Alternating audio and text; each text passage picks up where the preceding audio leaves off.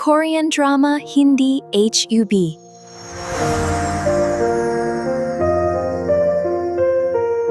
असली राजकुमारी को नकली से अलग करने के लिए बाओ जुन ने खुद को राजकुमारी बताने वाली तीनों औरतों को एक ही पिंजरे में बंद कर दिया। फिर उसने सिर्फ एक सवाल पूछा, मिंग्युए, राजकुमारी और जुआन के बीच क्या रिश्ता है? एक औरत ने बिना सोचे जवाब दिया कि वे प्रेमी है। अगले ही पल बाओ जुन ने वार कर दिया। उसी क्षण असली राजकुमारी की रूह कांप उठी, क्योंकि वही जानती थी कि बाओ जुन उसे प्यार की वजह से नहीं ढूंढ रहा था, बल्कि इसलिए कि बचपन में उसी ने इस सम्राट को अपमानित किया था। खतरे को भांपकर एक औरत ने आगे बढ़कर कहा कि वह राजकुमारी नहीं है। उसने अपनी पहचान स्वीकार की, वह वेई के प्रधानमंत्री की बेटी थी। दूसरी औरत सन्न रह गई, लेकिन सम्राट ने तुरंत शराब मंगवाई और सादी शक्ल वाली नकली को झर पिला दिया। अब बचने का कोई रास्ता नहीं था। उस औरत को अपनी असली पहचान माननी पड़ी और वह राज बताना पड़ा जो सिर्फ वही और सम्राट जानते थे। वह बोलना नहीं चाहती थी, लेकिन सम्राट का हाथ उसके गले पर था। आखिरकार उसने कहा कि वह छू मिंग्यू है, वेई की वही राजकुमारी जिसे सम्राट ढूंढ रहा था। सम्राट ने आखिरी परीक्षा ली और पूछा कि मिंग्यू राजकुमारी को सबसे ज्यादा क्या खाना पसंद है। पहले दिमाग पूरी तरह खाली हो गया, फिर याद आया किताब का वो दृश्य, ठंडी बर्फ में दिया गया एक कटोरा दलिया, वही दया वही याद, गुई हुआ का दलिया। उसने कहा कि उसे सबसे ज्यादा गुई हुआ दलिया पसंद है। सम्राट की आंखें चमक उठी। आखिरकार उसने उसे पा लिया था। इस बार मौत टल चुकी थी। उसे महल ले जाया गया, बहन बनने की घोषणा हुई और उसी रात सेवा का आदेश दे दिया गया। लेकिन वह इंतजार नहीं कर सकती थी। दासी का रूप काम आया। उसने दरवाजा खोलने की कोशिश की, तभी पीछे से आवाज आई कि वह क्या कर रही है। तालाबंदी मजबूत थी और सम्राट उससे भी ज्यादा खतरनाक। उसे ढूंढने में पागल हो चुका सम्राट अब उसे भागने नहीं देना चाहता था। धमकी साफ थी, अगर वह भागी तो उसकी हड्डियां तोड़ दी जाएंगी। डर के आगे झुकते हुए उसने वादा किया कि वह नहीं भागेगी। ताला बदल दिया गया, ड्रैगन बोन लॉ। अब बाहर निकलने का कोई रास्ता नहीं था। महायोगिनी आई, टकराव हुआ, हाथ उठे, इल्जाम लगे। महायोगिनी ने धीरे से कहा कि वह असली मिंग्युए नहीं और उसने उसकी मौत की तारीख तय कर दी। परसों होने वाला फूलों का भोज। सब कुछ किताब जैसा था, समय भी वही, जगह भी वही, तरीका भी वही। अब सवाल सिर्फ एक था, क्या वह फिर से अपना भाग्य बदलेगी या इस बार कहानी उसे ही मिटा देगी? और तभी एक घोषणा गूंजी, मिंग्युए राजकुमारी का आगमन।